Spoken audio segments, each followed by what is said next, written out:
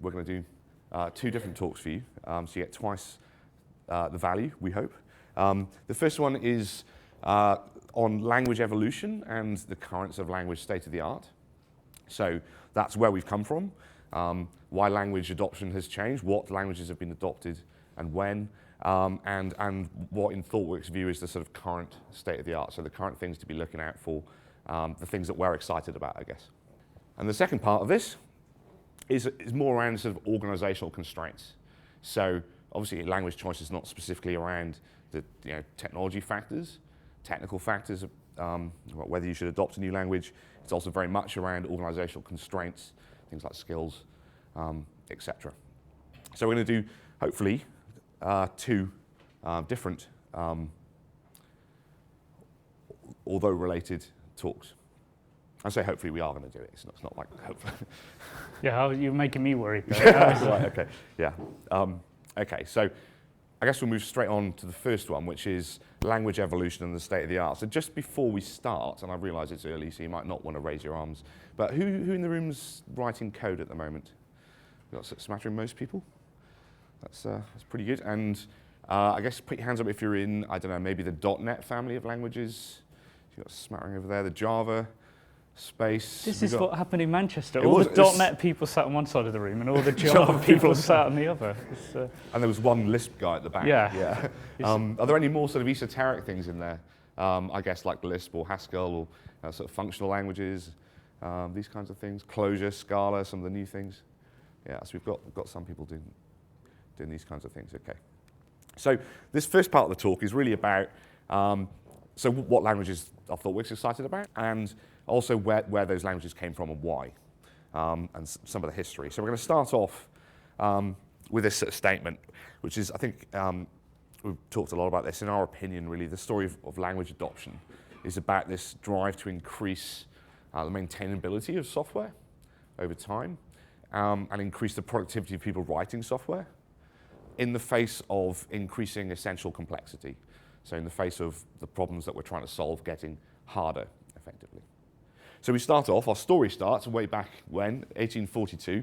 So Ada Lovelace writes the first program. This is the quote. She's hampered in her efforts by the minor inconvenience that she doesn't have any actual computers to run her code. Enterprise architects later will learn her techniques in order to program in UML. So that's a quote from a website, which is, what is it called? Something like the, well, I'll let you explain in a minute. But Ada Lovelace was corresponding, I don't know how many people know the story, but she was corresponding with Charles Babbage around his newfangled computing engine that he was building. And you can go and see a working model of one of his machines in the Science Museum, which is pretty fascinating. But she came up with the idea, she said, during this correspondence, well, rather than building a machine that could just solve one problem, perhaps we could build a machine where we could give it some instructions up front that would tell it how to solve different problems. So some people actually credit her, although there was no such thing as a computer, they actually credit her as being one of the first computer programmers in the world. So these ideas, some of these ideas, they've been around quite a long time. So we move on. This is a picture of the Turing building at Manchester University. Turing was there as a professor of mathematics for quite a while in the sort of early 50s, and really was responsible there for, as you say, the creation of really the first true, I guess, computer, or sorry, stored program computer. Yeah, Ian's the history buff. So everyone, this is Hello World. Oh, it's not really. So this is machine code. Our story moves on a little bit now to machine code. And machine code is really the direct representation of the stuff that your chip, the stuff that the chip at the lowest level of abstraction is actually executing. As you can see, it's fairly maintainable, fairly readable, and you can be fairly productive in this language. There was a slight evolution of this when we moved towards something called assembler a bit later. And this is, again, obviously much more human-friendly assembler. You can see there's effectively just symbolic representations of the same thing that we have in machine code. So the different instructions, we've got jump, compare, these kinds of things. So already there's this kind of trend to become slightly more readable over time. Our story then moves on to the sort of 50s. And in the 50s, we have this sort of separation between the idea of imperative and declarative languages. I'm going to ask the question, people familiar with the idea of imperative and declarative types of language? I'm getting some nods, I'm getting some very blank faces, so maybe I'll explain a little bit. Ian had a great analogy here, which is like it's around baking a cake. So the idea is with an imperative language is very structured, kind of procedural, follows a series of statements effectively. A bit like if you were to bake a cake and you get all your, you assemble all your ingredients and then follow a recipe in order finally put the cake in the oven and out will come a cake. Whereas declarative is kind of much more around declaring that you'd like the world to be a particular way. So in the cake analogy, it's kind of phoning someone up and saying, I'd like to have a cake, please. And then sometime later, a cake turns up. And there's this kind of difference between these two different types of languages that really sort of split, I guess, in the 50s. Anything you'd like to add there? No, I suppose that the classic example is something like quicksort. So if I was looking at quicksort written in C, it might take me quite a long time peering at that code to work out, oh, this is doing quicksort. And there could be lots of different ways I could do it. Whereas if you write quicksort in a language like Haskell, actually what you end up writing looks very much like a statement of what quicksort is, as opposed to an algorithm that tells you how to implement it. So that's sort of the thing. I mean, we're sort of glossing over issues a little bit here, but that's broadly the idea. So in the 50s, we had a number of languages sort of being invented and released and sort of developed. We've got some examples up here. We've got Fortran, still obviously very much used for scientific programming. I did quite a lot of Fortran 77 back in university. I did physics, and yeah, it's fine. We have COBOL, obviously still a lot of COBOL out there in the industry. Probably most of your banking transactions are still handled by, at some level, by mainframes running COBOL. What I like about COBOL is you almost can't help but read that in a computer-generated voice. It's kind of like identification. But it's becoming more readable, this is the idea. And we have Lisp on the end, which was also invented sort of in the 50s. The idea here is, you can see it's gradually becoming more readable. Code over time is becoming more readable. And in the 50s, we started to get the idea of domain, really. Domain moving into programming language, into the language itself. So being able to describe the domain terms rather than describing every problem in terms of the programming language itself, or in terms of the chip. So this is really what I've just said. As we're moving forwards, programming languages are evolving so that they're easier to learn, they're easier to read, they're easier to maintain, and you've got this concept of the domain moving into the language. I'm going to jump forward a little bit. I should point out here, I'm not going to mention every single language, so don't worry. and secondly, if I've missed one that's your favorite, many apologies. It's Sorry, not Simon. deliberate. Sorry, Simon, yeah. So in the 70s, we move on to sort of high-level languages again. So we're moving up in like high levels of abstraction. And here's an example of this. In 1972, C was invented and released, or rather sort of thrown at the world, I suppose. As we can see in here, there's again high-level constructs. So at the top here, we've got some include statements, more powerful abstractions around things like control flow, and ultimately things like tooling, support, getting better. We're getting faster compilers and things. We're not having to wait around quite so long, for like weeks to compile our code. More maintainable, more productive to work in. And this is a nice quote from that same website, which is a brief and almost certainly incomplete history of programming languages. And this says, Dennis Ritchie invents a powerful gun that shoots both forward and backwards simultaneously. Not satisfied with the number of deaths and permanent maimings from that, he invents C and Unix. I think that pretty much sums up C. And we'll go on to why that is in a minute, maybe. So following that, move on to 1980. And this is, I guess there's like a quantum step forward here in 1980 with the birth of object orientation, with the release of Smalltalk 80. The concepts were around sort of earlier in sort of more researchy languages, specifically one called Simula. But 1980 was really when object orientation as a technology, as an approach to writing programs started to take off. And why was that?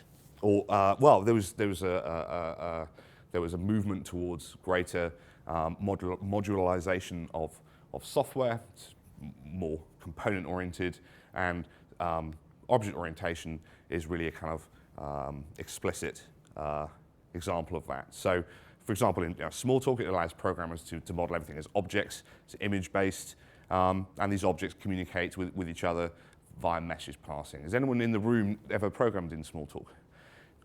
There was a story from, I'll try not to offend those people in the room too much then when I tell this story, which is that Martin Fowler, who's the ThoughtWorks chief scientist, was on a conference panel, and he was asked, or the panel was asked, so why Smalltalk was so great, isn't everyone using it or still using it? And the general consensus amongst the panel, members of the panel, was that the problem wasn't the language, it was Smalltalkers themselves. So again, apologies if I've offended anyone with that. But again, object orientation, it's kind of more maintainable. Your code is better maintained, is more maintainable, it's more readable. I have my own metric for the size of objects, for example, which is they shouldn't be any bigger than my own head. And if you can break your software up into smaller and smaller parts, then it becomes by definition more maintainable, more readable. And the key thing is here is that you're better able to focus on the essential complexity of the problem we're trying to solve. So essential complexity is, has almost a technical definition, which is from Fred Brooks's seminal white paper, No Silver Bullet. And in that, he sort of separates the idea of essential complexity in computing and accidental complexity in computing, where essential complexity is the real problem that you're trying to solve in your domain, and the accidental complexity is all the stuff around that you have to do just in order to solve the problem. And as we move forwards through this evolution of language, we're seeing that we're better able to focus on this essential complexity. So the idea of being able to describe things in terms of the domain rather than just in terms of machine code or in terms of the abstractions of the machine itself. And then as we move forward towards object orientation, we're better able to focus on the real problem we're trying to solve, not on all the stuff that's kind of around the outside. Just quickly, how many people have read that paper?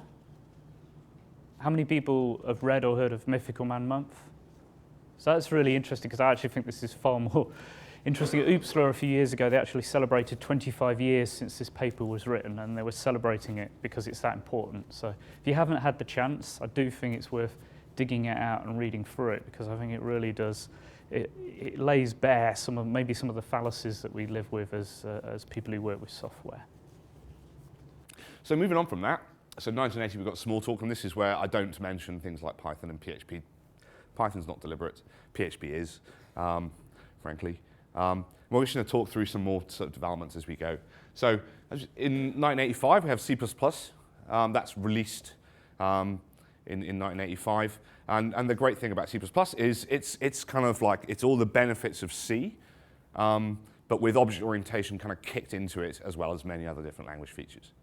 One of the main drawbacks was that you had platform-specific compilers, and you still do with C++. And by its nature, you have to program to the hardware, compile to the hardware. And as we all know, I'm sure there's a fair few people in the room who've programmed in C++. You have to do manual memory management. Now, we talked a little bit about essential and accidental complexity. I think manual memory management is almost a good example of kind of the accidental complexity, just the stuff that you just have to do to solve the real problem, to solve the essential complexity. And it was a nightmare, and it still is a nightmare. Unless you're really, really good, and very diligent and very disciplined. And I'm sure everyone in this room, of course, is. And you also had this kind of standardization hell. So the standard template library, for example, that was a complete nightmare to work with. Although a step forward from what we had before, frankly. So gradual evolution again, but C++ certainly has some drawbacks, which led to further evolution. So the next language we're going to talk about is Java, which was sort of released in 94. Interestingly, Java is almost like a direct evolution of Smalltalk as a platform. So much so that the guys who implemented the Java virtual machine were Smalltalk image guys. So that a bunch of people that worked on creating Smalltalk the software at the heart of the kind of small talk language, effectively the image. They moved on and ended up working at Sun on the virtual machine there, and took a lot of the ideas from Smalltalk towards Java. And there's, I guess, a few things we'd like to call out here. So Java first is, I guess, portable, which is kind of interesting. So whilst the original idea was that it was write once, run anywhere, and that's never been strictly true. At the same time, it was a great step forward from C++. And you could now delegate memory management to the virtual machine. So you have garbage collection rather than having to allocate and deallocate memory yourself.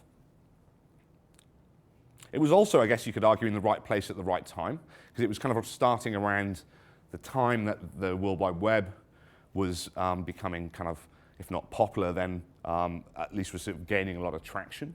And you could also talk about, I guess, lots of large organizations getting behind it, by which I mean vendors. So people like, well, obviously Sun was a large vendor, but IBM got behind it very early, for example.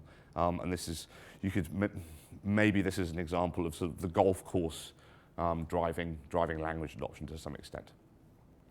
And also you have a lot of nice tools. So this is NetBeans, for example, which is kind of very early IDE. There's an evolution in terms of tooling. 2002, we have the .NET platform. As you can see, very different from Java. There's some words different, like VM, JVM and CLR. But effectively, with the release of the .NET platform, what Microsoft brought to the party, I think, was this idea that they already had multiple languages that were that they were selling, so Visual C++, Visual Basic, etc. And they brought all these onto one common runtime, effectively, which is a CLR. So you now have this idea of multiple languages being able to be run on the same underlying platform, which is then run on Microsoft stack. Anything you'd like to add? Yeah, I think just briefly add, obviously, ThoughtWorks, where were we on some of these things? So we were doing Delphi, and then we were quite early adopters of Java. And then we were doing quite a lot of Java, and then we were also ended up being quite early adopters of C#. So we did some of the first sort of enterprise projects with C#. Then what happened next was Ruby. So this was driven more by Rails, but we were quite early on in terms of Ruby in the US and Europe. Obviously, it had been around quite a long time before that. Then more recently, things like Scala. So we have projects we're doing in Scala, and a lot of interest in Clojure as well in more recent times. So, and we'll come on to it, but we do think it actually moving to newer languages brings a lot of advantages. So that's one of the reasons why we're not still programming in Delphi. So that's a very good point about Ruby. Everyone thinks that Ruby was invented when Rails started becoming popular. Actually, Ruby's been around for a very long time, and is a very stable, mature language by now. Okay, so now moving on to today. So where are we today? So we've got some stats. So this is from a widely available programming index you can find online. And at the moment, if I can shine up here, we can see that Java is very clearly still out in front. Closely followed by C, I guess for obvious reasons. People are still programming a lot of hardware, and a lot of people like games companies and things, scientific programming is done in C. And then you've got C# behind that, but rapidly gaining traction. I guess some other interesting things on here is Objective-C, which is just in here. And Objective-C has been around for quite a while. As we saw in the last slide, it's been around for decades. But obviously now is gaining a lot of traction because of the growth of mobile devices, specifically Apple-based mobile devices. So, as we all know, it's not just these things, but it's also your phones. Everyone's carrying Objective-C in their pocket, effectively. And there's been a huge uptake in people programming in that, which is kind of interesting because it's kind of got all the benefits of, I guess Objective-C is a kind of interesting mix. It's kind of part C++ and part Smalltalk. So it's got some of the semantics from Smalltalk around message parsing and things like that, but also the very low-level control, power, flexibility, say, of a C-based language. Yeah. I mean, the only thing we'd add is, I mean, watch out statistics, right? We can make them look at anything. So I'm sure you could find other lists with other things maybe at the top, but I mean, it's just interesting to see the sort of broad brush view, especially things like the growth of Objective-C, and that sometimes we forget that some of these other languages are still around, still need to be supported. We still need those skills. They're not, it's not that they've just disappeared without a trace. Okay, so I guess the next question is, Java, I think pretty much, unless it's COBOL, is fairly close to the top. And I guess the question is, what drove that growth? Why did Java become the most popular, effectively most popular language? And I think we've sort of looked at this and identified a few different reasons. I guess the first one we looked at is really the JVM. As we sort of talked about before, the JVM is based on Smalltalk, and it's able to run on many platforms, not exactly write once, run anywhere, but pretty damn good. This meant that developers became more productive. It became easier to write code that could target different operating systems, that could target different platforms. You no longer had to worry about the specific architecture of the chips that you're writing code against. The next thing is this idea of productivity. Again, we've been seeing productivity throughout this. Effectively, code was a lot less buggy, Java code. I mean, you're always going to get bugs, but because you moved away from manual memory management, we sort of moved away from that really clear source of bugs in C++ programs. And again, that's not the case for every C++ programmer and in every organization that uses C++. But I've certainly mislaid memory or pointers over time. And next is this idea of is Moore's law, effectively, so performance penalty. So I guess initially, I mean, I was one of the people saying this is far too slow to actually write production code in. It's never going to take off.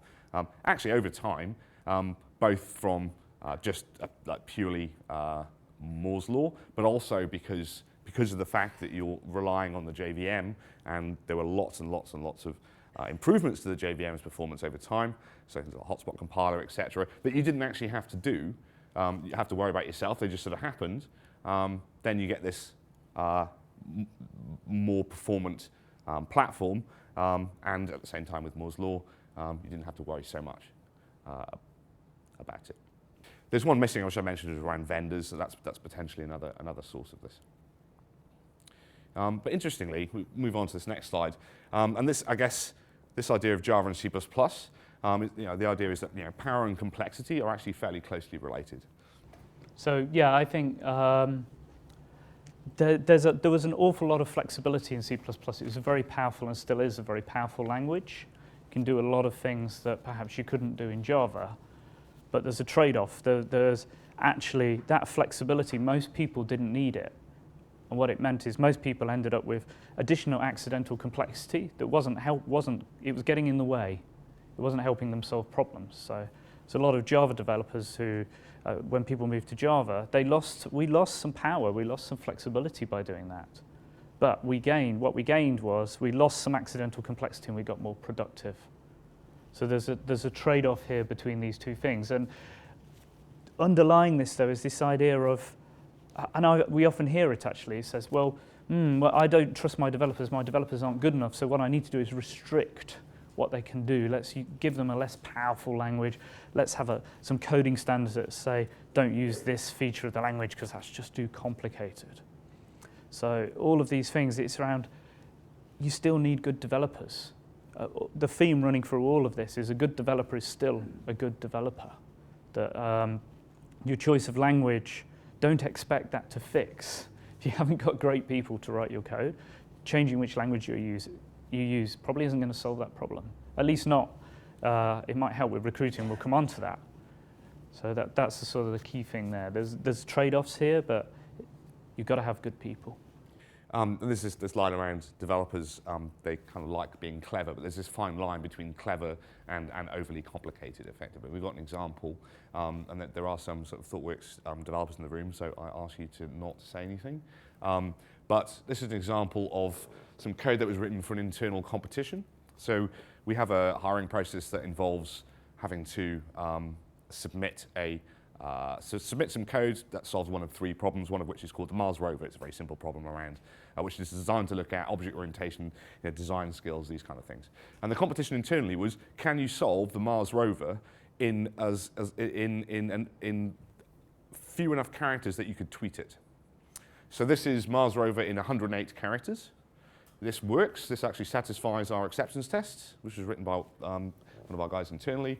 I mean, it's actually almost difficult to tell what language that's written in. If someone can actually tell me that, I'd offer to buy you a pint, but it's a bit early for that, to be honest. Yeah. The last time we did this, it was in the evening, and I could make good on that offer. But can anyone actually tell me what language that is?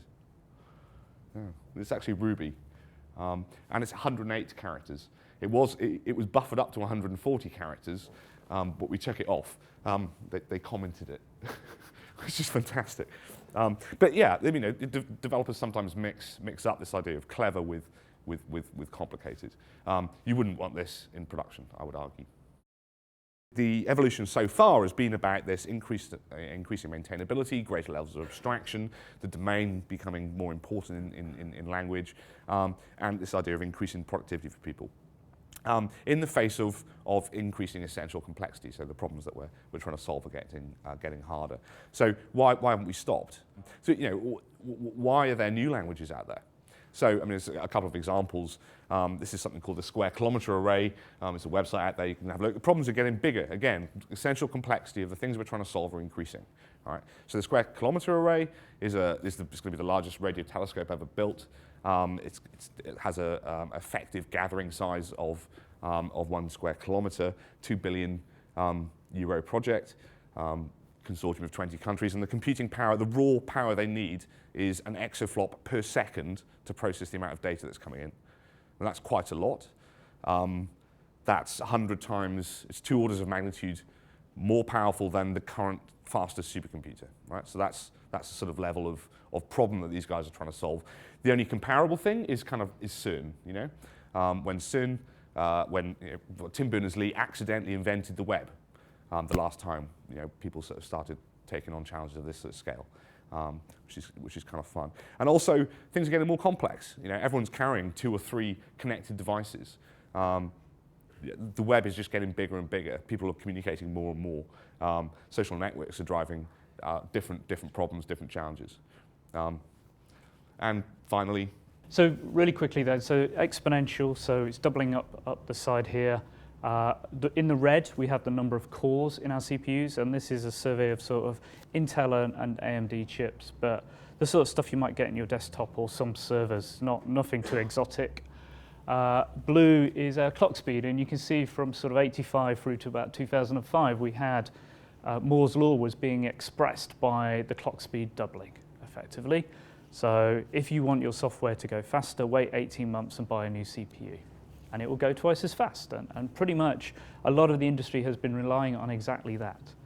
Then what seemed to happen around 2005 is, for various reasons that we don't have time to go into, things started to change. The clock speed of our chips started to plateau. So there's and actually you'll see that if you look at the marketing material, Intel stopped selling megahertz and they started selling you other things instead, like cores. But for a long time, that's clock speed was what it was all about. You went out and said, what clock speed has your machine got? So what happened instead was Moore's law started to express itself in terms of the number of cores we have inside of our CPU. So right now, I expect your laptop, your desktop has got 4, 8, maybe your servers have got 16, and very soon 32 cores inside of that CPU. But the clock speed will be about what it is now, if not less. And there's reasons to do with that, to do with power dissipation and things like that. What it means, though, is if you have written your software as single-threaded piece of C code, and you've been relying on Moore's law to make that go faster over time, you could be coming to the sort of end of that trend. Because now what could happen is you could go from a 1-core to an 8-core machine, spend a lot of money, and have your software go slower or no faster than it does today, because it can't make use of those extra cores. So there's something happening in the hardware here as well, which is another reason why perhaps we aren't done yet with language development. So the point really is that we continue to need new tools and new languages that are going to help us become more productive in this kind of new world. So what does the future hold? Well, as we sort of mentioned at the start, this is kind of really about some of the stuff that we're excited about. And as we said, we published the radar. On the radar, you've got tools, platforms, techniques, and languages.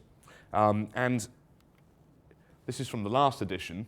If you can all see that at the back, I'm hoping. This is the language section. And in Adopt, we have JavaScript as a first-class language. We have Scala in trial. We have Clojure in F#, and the future of Java in Assess, and logic and stored procedures on hold. And we're going to talk a little bit about that now. First thing we want to call out is functional programming, and a couple of things from that. Those who've using C#, you've probably seen a lot of C# has had lots of new features coming into it over the last sort of 10 years or so. It was one of the reasons actually why we became worried about what was happening with Java, because C# was developing a lot faster.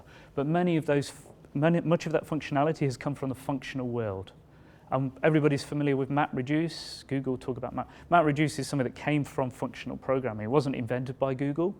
It's a technique inside of functional programming languages to solve certain problems.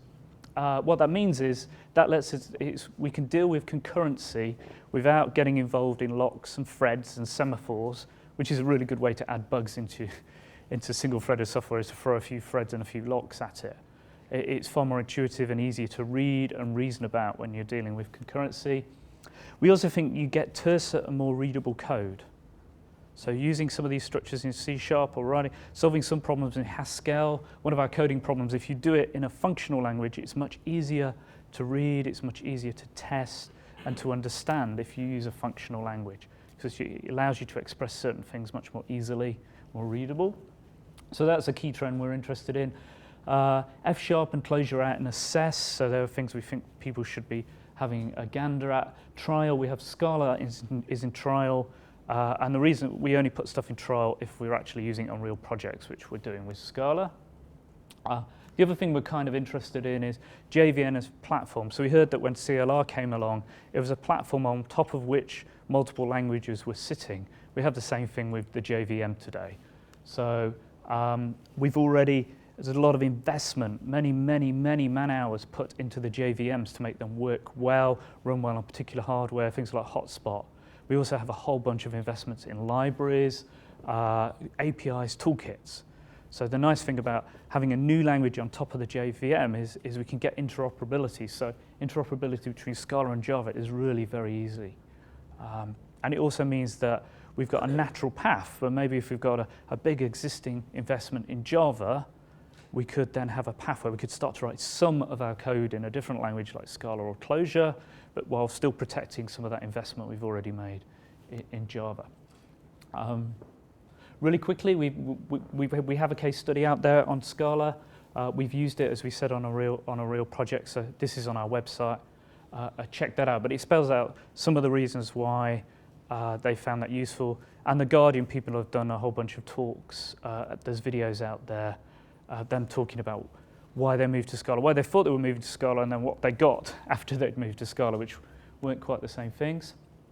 So another sort of slight aside, but this idea of concurrency is becoming more and more relevant, whether it's in the cloud with stuff running on multiple boxes, it's grid computing inside of a bank, or it's even just trying to make use of multiple cores in our new CPUs. But it's difficult. As we mentioned, really, if you want to add bugs, so we've got this idea of single-threaded piece of code, it's not performing correctly, we identify a bottleneck, so I know, let's put some threads around that. Oh, but now we've got some re-entrant code, so let's put some locks around it, and now let's try and debug it. It's just, it's a really great way to lose several weeks of your life. Some of these other languages, though, they have abstractions and features that make it much easier to write concurrent code and reason about concurrent code, and write code that you can still understand what it does, even though it's doing many things at the same time.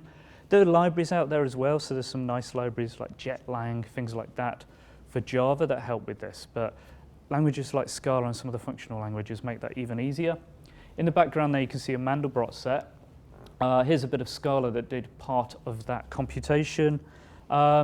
This is a bit of Scala, and the thing here is we've got this spawn that says, do lots of these in essence. So there's no locks, I'm not creating any threads here, I've not got any on-thread starts or anything like that.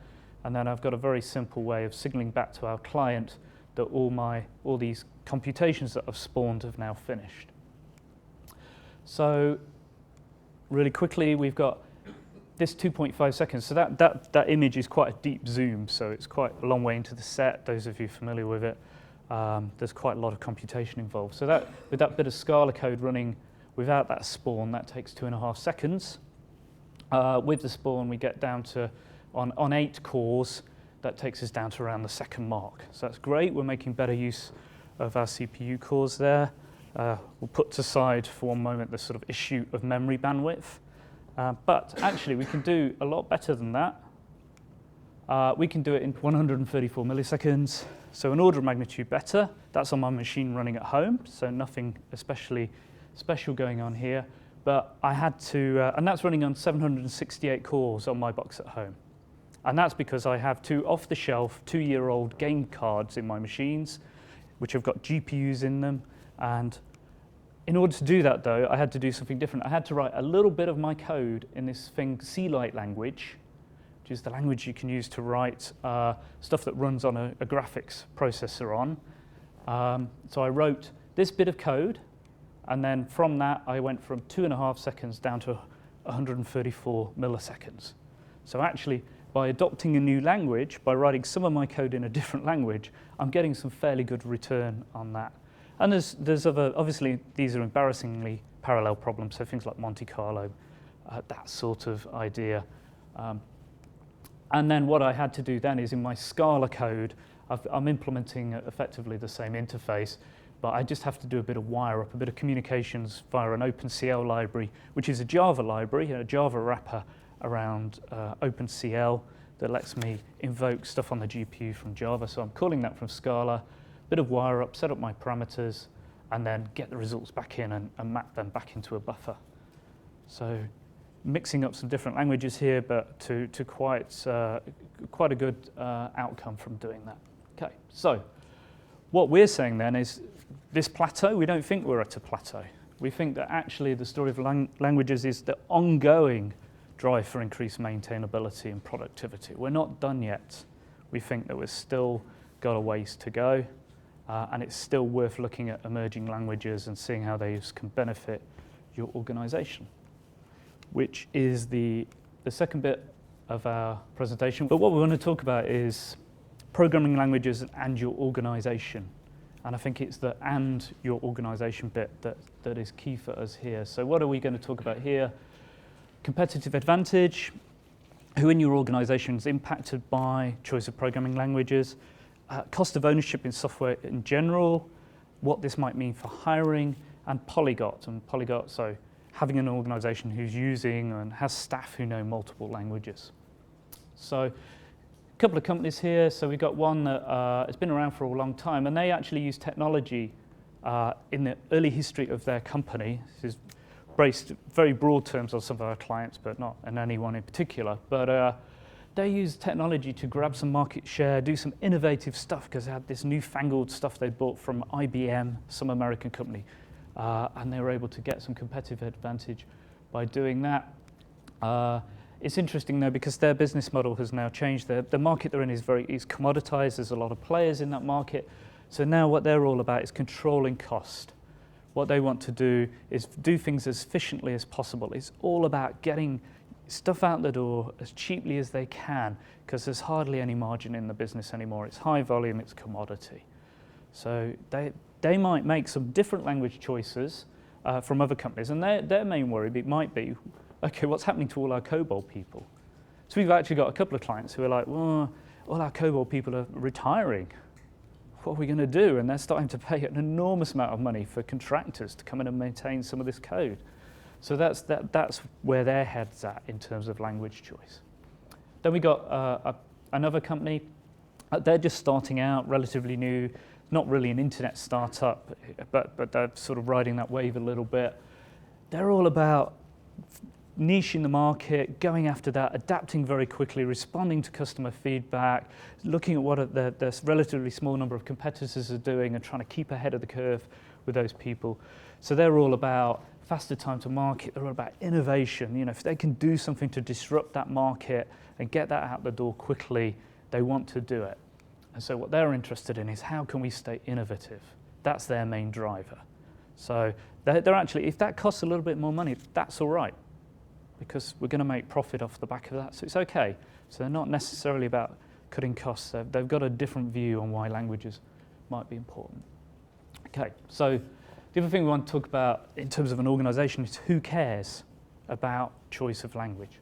So there's standards and guidelines. So here we've got a little sort of development group, BAU group, operations. So we've got some organisational boundaries we have to cross. As we send software from development, we finish the project, it's now going to go into support and maintenance.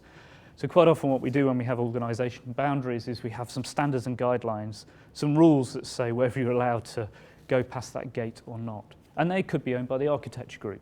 So they may say, right, well, I care about programming languages because I have to write programming standards. I have to write acceptance criteria that tell me whether software can go from the project into support and maintenance. The support and the maintenance group and the coding, the people who write code, they care about choice of languages as well.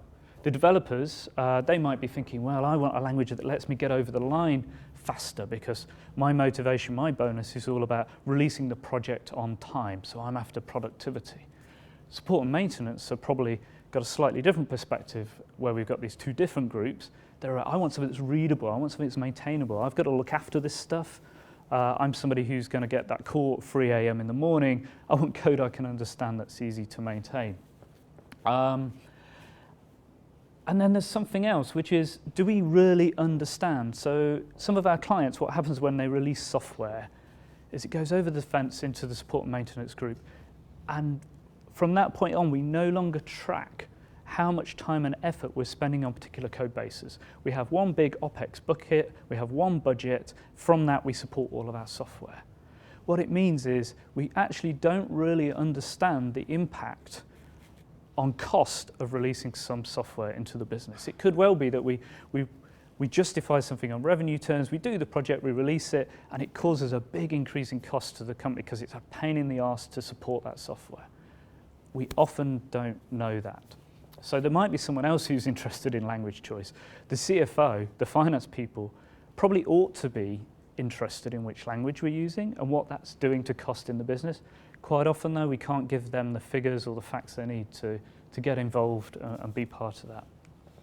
Okay, what else might we be worrying about as an organisation? And we touched upon this, but readable and maintainable code. As we've seen, there's been some trends in languages to try and help us with some of this. But as we just sort of mentioned, there's this, how do we balance that with productivity? So there's stuff that makes us faster, but that might not be the same stuff as makes the code more maintainable. And one of the things we often see and people often cite as a reason not to adopt a new language is, well, the developers will just start writing everything using that new language feature. So when new versions of C# come along, I can see some people grinning. A new version of C# comes along, suddenly every bit of code is using that new version, that new language feature in C#. So we get led by language features. Well, we've actually seen cases where there's been sort of an edict to say, thou shalt not use any of these new language features because our support group isn't going to be able to understand them. So you're actually kind of deliberately hobbling potentially productivity because there's this separation again between the kind of support teams or operations teams and project delivery team. I mean, we had a client who gave us a list of language features saying, forwards, please don't use these language features because our support and development team don't understand them. We actually said, well, can they come and pair with us so they do understand them? DevOps, though. People heard of the DevOps movement. Amazon do this, quite a lot of companies do this. When I used to write trading systems, we were doing it, although we didn't have a trendy name for it, but if you write it, you support it. So, and if you are carrying that pager around, if the person who wrote the code is the one who gets the 3 a.m. call or gets it in the net from the head trader when they arrive in the morning, suddenly you start to think a lot more about writing readable, maintainable code rather than just getting it over the finish line as fast as you can. So your motivation starts to change. Interestingly, readable, maintainable, we can't measure it directly, but this is a heat map of complexity in a code base. It's something we've been doing with clients. We use some open source tools for that. Check out Eric Dernenberg, one of our colleagues. He's blogging about this. So we're telling everybody what we're doing.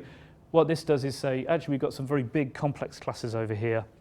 What we need to do, though, is we can't, that's a diagnostic tool, so we need to go and look at them because they might be big and complex because of essential complexity, because we're dealing with complex problems, or they might just be complex because there's some shitty code in there that's going to be difficult to read and maintain later on. So you can get some pointers of where to go and look. We touched upon total cost of ownership. We're often not very good at really understanding total cost of ownership for projects. I actually did a talk where, quite glibly in front of a client, I said, of course, all your ROI for projects is made up, right? And everybody said, yeah, pretty much. Yeah, that's what, yeah, we don't really know. We don't really know how much this is going to cost us. We kind of have a revenue figure, but I was a bit shocked. I was like, okay. However, talking to other colleagues, it's not that unusual. So we don't really understand it. And Gartner, who sort of were sort of champions of thinking about total cost of ownership in software, one of their people is quoting a figure of 86 to 94% of spend on software is after that first release. We need to be careful here, though, because, okay, there's some cost. We might be getting value from that. So if we're someone like Flickr, who's releasing code several times a day, their spend is, yeah, after we've initially released it. But they're getting value from that. They're adding new features. By changing that code, they get some money from it.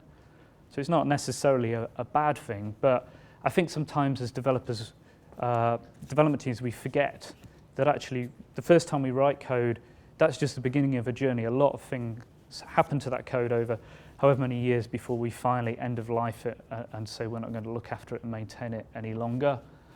People who work in an agile way are probably familiar with this. You write a piece of code, then we've got tests and we've got refactoring. So we're altering that code pretty much all the way through the life cycle of the project. So obviously, in other places it might be, well, Bob wrote that code, only Bob understands it, and no one but Bob will ever dare change it. And that's kind of right from the day he wrote it on the project. For the life cycle of the software, it's a bit of a no-go zone. Another factor for organizations is what role programming languages might play in attracting and retaining the best developers. And what we see inside of ThoughtWorks and what we hear talking to some of our clients is developers, good developers, they want to learn new skills, they want to feel like they're keeping up to date, you know, maybe it's not just about having a CV that's still marketable, they're actually motivated by learning new things, acquiring new skills. There's also a thing about what happens to morale when you allow teams to choose the right tool for the job, or where you go and say to a team, thou must do it this way, and the team are knowing, well, shit, you know, having to do it with that language, that's going to be painful, it's going to be slower than it needs to be, but I have to do it because the architect tells me we were only allowed to use one language. My first job at the meteorological office, they used Fortran a lot because they were modeling the weather, right? So we were going to write some software that integrated from small Unix desktop machines to serial-based equipment that measured temperature and wind speeds, things like that. We had to go and get special dispensation to write that software in C. And a more made-up example might be if someone came to you and said, what we really need is a new Android app. By the way, you're only allowed to write Fortran in the organization. Off you go, right? I think very obvious case there, but quite often we're making the life of teams harder and it affects motivation. The final thing is about whether you're about fostering innovation or not. So do you want to encourage people to go out, try new things that can bring value, maybe disrupt the marketplace or save you a bunch of money? Or are you all about closing things down, cutting costs as far as you can, standardizing instead? Yeah, we've seen this on a number of clients recently. So, and kind of counter examples of different styles of organisation. So, one adopted Scala, really for one of these reasons, or for this kind of reason, on the basis that they couldn't actually afford. They're not a bank. They can't afford to pay city rates for great developers, and they actually used the idea of adopting Scala as a means to attract better people than they could have done if they were just writing in Java. So they actually used the idea of language adoption to drive interest in people into the organization. That was one. There's a counterexample to that, which was another organization we've worked with who decided not to, even though the developers wanted to, because they'd outsourced and offshored their support and maintenance to another organization. And their concern was, we can write this code in Scala and we'll be much more productive and it'll be more readable, but we don't think the support organization is going to be able to handle it. And so they actually decided not to. There's kind of two counterexamples almost on this point. Yeah. So it's definitely a factor. And so as an example of this, one of the things we often hear is, how do I persuade I want to write Ruby, how do I persuade my boss I should be able to write Ruby? And one of the things that comes up is Ruby more productive? Is Ruby really more productive? And Martin has a graph on his site. Yeah, so Martin Fowler did an internal survey of ThoughtWorks teams who'd used Ruby on projects. This is from a total of, I think between 2006 and 2008, we had 41 projects using Ruby and Ruby on Rails globally. This is obviously subjective, again, it's statistics, but this is based on survey results from the tech leads from those particular projects. And they were asked, how much more productive do you think your team was versus writing it in a more traditional language like Java? And on the one end of the scale, we had one project which said actually it was worse. On the other end of the scale, we have one project that said they got 10 times more productive using Ruby. But the vast majority said they were sort of twice as productive using the language Ruby and Rails framework. But the interesting thing is, why are we getting these certainly perceived increases in productivity adopting this new language and framework? Was it the fact that it's the language itself that allows you, it's a dynamic language, it allows you to go faster, or was it the actual people who were really excited about it and driving that within the organization, driving innovation, the kind of really early adopters who made this happen? Yeah, it's an open question, I think. Yeah, I think the thought workers know who the 10 times person was, but I think so. It's also if somebody's argued for and built the case to use a new language, saying it's more productive, they've got some quite strong motivation in the team as well. I think what's really interesting is, can you actually ever separate out these two factors and answer the question? Was it the programming language or was it the team? Because if you took the team who were really productive in Ruby and said, do that project again in Java, they'd probably all pull faces and go, oh, for heaven's sake, Yeah. And this is back to Alistair Coburn's point about the first order factor in software project success is people, is the people on your team. He did a survey of tens and tens of projects at IBM when he moved to IBM. And he looked at varying different methodologies, so RUP, kind of waterfall, sort of XP, and there was no correlation with process, for example, and project success. The correlation was with really good teams and project success. You have to wonder whether there's the same thing going on here. So the other thing we mentioned in terms of organizations is this idea of polyglot programmers. So one of our colleagues, Neil Ford, has written and spoken about this, but it's this idea that actually, you know what, you're already a polyglot enterprise, you're already supporting multiple languages. You've probably got some Java or some .NET, you've got some C#, perhaps, you've got JavaScript going on in the front end. In fact, in some cases, far more than organizations actually realize. There's an awful lot of untested JavaScript out there. You've got HTML, XML. You've got to build this stuff. So you've got make, rake, ant, nant. Had somebody after the Manchester session going, yeah, we got all this ant and we've got absolutely no idea what it does anymore. No one dares maintain it. We've got configuration. Anybody who's, if you go a little too far with Spring configuration, it ends up looking like code. There's a blurry line in there, and quite a lot of our projects now actually say, look, stop writing nasty pointy XML and just write it as some bloody Java code instead. So at least we can test that and know, have a compiler and stuff tell us early on if that's going wrong. SQL's a programming language. A lot of developers know a little bit of SQL. Some of the DBAs think it's usually just enough to get into trouble. But so the idea of developers only knowing one language and that we only use one language in the enterprise is a bit of a myth, really.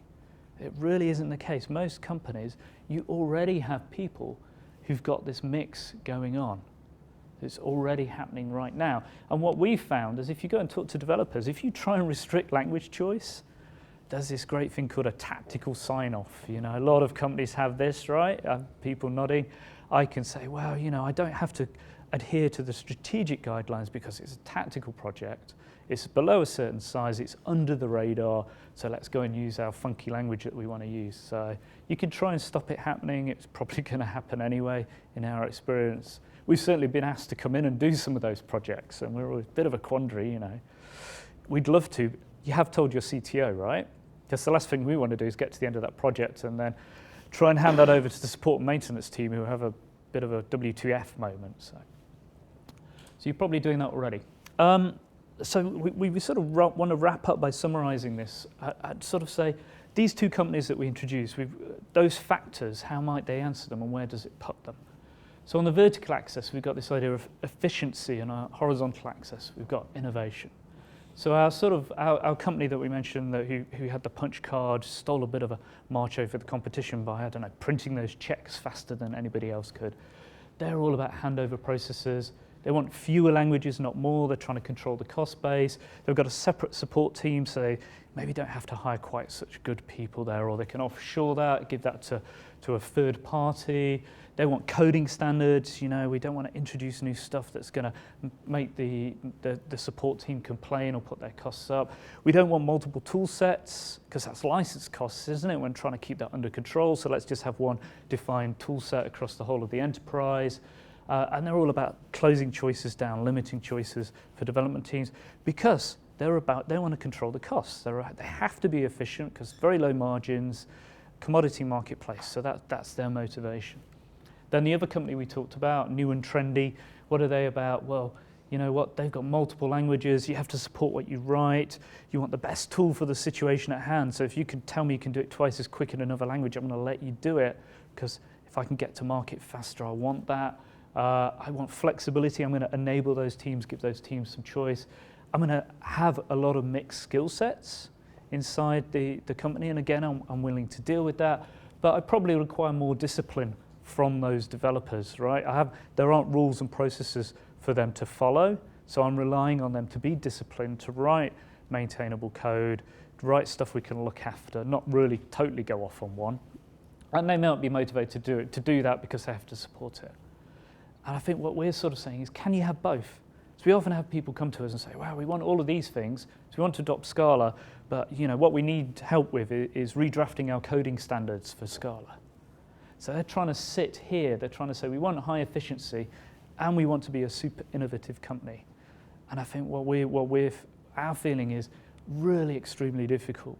You need to decide as a company, are you after innovation? You're going to wear some extra cost to get some of these advantages, or do you need to keep costs under control? In which case, perhaps you need to restrict the choice of languages and not do some of these newer things, because it's going to mean that you're less efficient as a company. Okay, so to summarize that then, so... Yeah, I guess we looked at the idea of TCO. And yeah, the thing you do most often with code is it's most often in maintenance. Talked about agile, but once a project goes past its first release, you're effectively in maintenance mode, obviously. And the thing you do most often to code is actually change it. So really, we've looked at sort of language adoption. The key thing is to use, we think, languages that are readable and maintainable. That's one point. Hardware is changing, it's the second point. You need to sort of think about taking advantage of that and how newer languages or newer constructs in existing languages potentially, things like concurrency libraries can kind of help with this fact. And also think about innovation and innovative people. And if you're after innovative developers, if you're after people who are going to want to choose the right tool for the right job, language adoption is actually a really good driver for doing this. It's actually it actually really helps. We gave one example earlier of the organisation that we've worked with who deliberately chose a new language just to get better developers. Cool. Okay. So the thing we want to say, and because it's about your organisation, it's about its history, it's about where it wants to go, it's about its strategy, it's about what it's trying to achieve in the market. quite often people come and say, we're a group of developers and we need to convince our architect that we should program in another language. And actually, we think conversations about which programming language you choose are far more wrapped up in organizational factors. They're not a decision that's made in isolation. There's all these other things going on that you need to be thinking about as well. So if you, as a development team, if you try and make that decision in isolation, you might make the wrong decision.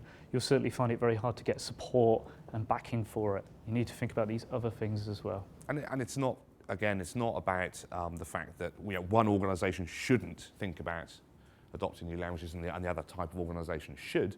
Both organizations are going to benefit, potentially, but in different ways. Right, as an example, I started off in retail and a long time ago, and just by moving one piece of software from 1 core to 4 core, we actually massively reduced the amount of cost to the organization from things like missed batch overnight runs, all these kinds of things. Right, there's lots of organizations still relying on batch, for example, as the mainstay of their organization. Things like GPU computing, whilst if you're a very traditional, very large organization, might not look that interesting to start with, but if you could reduce your batch times from 8 hours down to an order of magnitude less, that could have a massive knock-on effect on your bottom line, frankly. So it's not just that. We're not saying that if you're a very traditional organization focused on cost control, don't adopt new languages. It's more think about it, but think about all the other factors in your organization that might be affected too. Cool. So thanks very much.